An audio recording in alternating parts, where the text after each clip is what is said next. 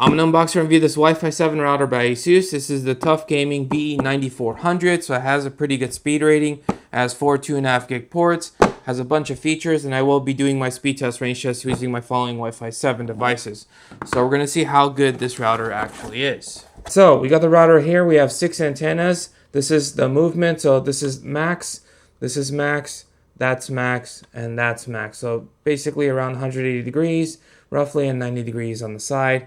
And the same is true for the back one. So very similar style of movement.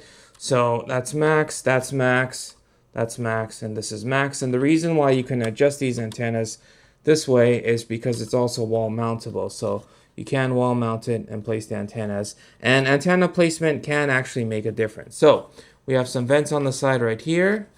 We have some vents right here, vent right here. On the bottom, we have more vents. It is wall mountable right there. We have a bunch of vents on the back as well. And for the back stuff, we basically have the power on and off. We have the power port. We have 4 2.5 gigabit speeds, ports, I should say. So it can handle up to 2.5 gigabit internet speeds. And the fantastic thing is, again, all of them are up to 2.5 gigabit speeds. We got the USB 3.0 in case you want to share a router on the network. Don't expect it to be crazy fast or anything like that, but it is possible. We got the WPS button and we have the reset button right there. We got the Ethernet cable. It does not specify a category. And we got the power port right here. It is 100 to 240 volts and the output is 30 watts. Got a chance to play with this thing, set it up as my main router, did all my testing, again using my fast Wi-Fi 7 devices, and got all those numbers right here, speed test, range test, everything. So let's get started. Now, again, there were no issues with this router. Setting it up, pretty straightforward using the ASUS Router App. I'll show you guys what the ASUS Router App looks like in a little bit later down this video. But basically, we'll start off with the internet speed test. So, as you guys already know, when you're accessing the internet, you are limited by your internet speeds, unless, of course, your router itself can't go that fast. So in my case, my internet speeds happen to be 5 gigs up and down, and this router can only go up to 2.5 gigs. So it automatically caps my speeds to 2.5 gigs. Now, with my Ethernet connected devices that can support up to those speeds, I get those speeds no issues. With my Wi-Fi devices on an internet speed test, I got 2203 down and 1469 up. So not quite as fast as the Ethernet connected devices, but still fairly quick. Now, to try to find the true performance of this router, I need to do a local speed test. So I make my computer into the server and I go from Wi-Fi device to router to computer. So I'm no longer relying on my ISP, my internet service provider, nor the public speed test server, which can be busy at times. So looking at these results, we pretty much just about maxed out. So 2431 down and 2445 up. So just under that 2.5 gigabit speeds.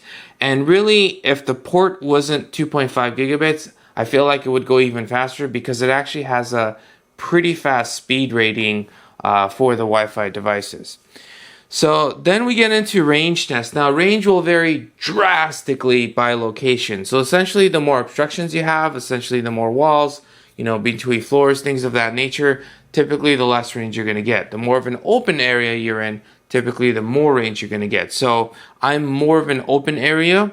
So at 20 feet away, I got, there was a drop more in the upload than in the download. So still fairly fast speeds. At 50 feet, this is when I'm outside my place, still getting pretty fast speeds on the download.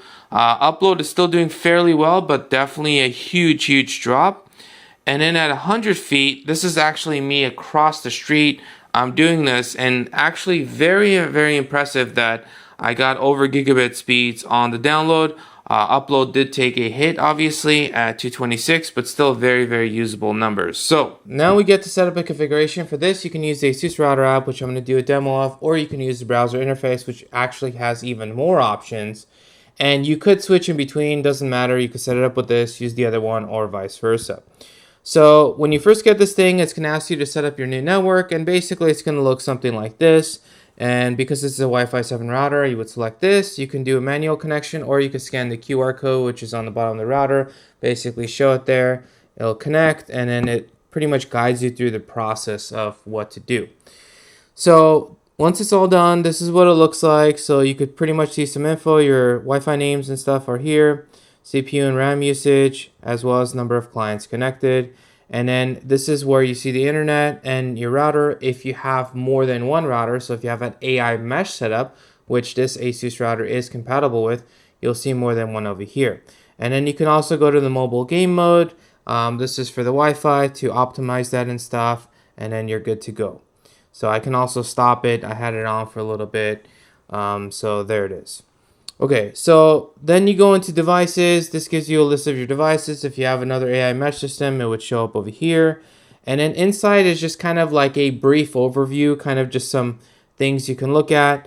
Just again, a brief overview. And then family, this is where you can set up parental controls. And the one really awesome thing about ASUS is that parental controls are included in the price. In fact, a lot of stuff is included in the price. They have AI protection. They have a ton of options. Lots and lots of stuff included in the price, which is fantastic. They also have a really good warranty, 3-year warranty, so very good from that aspect. But I'll give you guys a quick demo of that. So basically, you could set up a profile. You could set up more than one if you have more than one kid. And then you could pretty much select the devices that they use. And then you could set time scheduling for them. And I'll show you guys something with the Wi-Fi name later on as well. Content blocks, so you could set up, depending on how they are and what you want to block and stuff, you have some categories. And then you could do safe browsing if you want to do that. Lots and lots of options. You can entirely block it. You can also reward them with extra time and stuff. So lots and lots of stuff that you can do. And then you go to settings, and this is kind of where the meat of everything is. This is where you pretty much can change options and everything like that. So network is where we're going. And this is where you set up your SSIDs. So basically, what I did was my main SSID, I have the Wi-Fi 7 mode enabled. And then I have it basically just have the 6 gigahertz on. I could use MLO for this as well, but the 6 gigahertz is really fast. And that's what I like to use. And so that's how I actually set it up. And I only have my super fast devices connect to that. Everything else connects to my normal network, which is just a 2.4 and 5. And I don't have Wi-Fi 7 mode enabled on this. Just so some of my older stuff won't have any issues connecting to it. So that's why I basically do it that way. You can also just set up another guest network and then give it access to the intranet.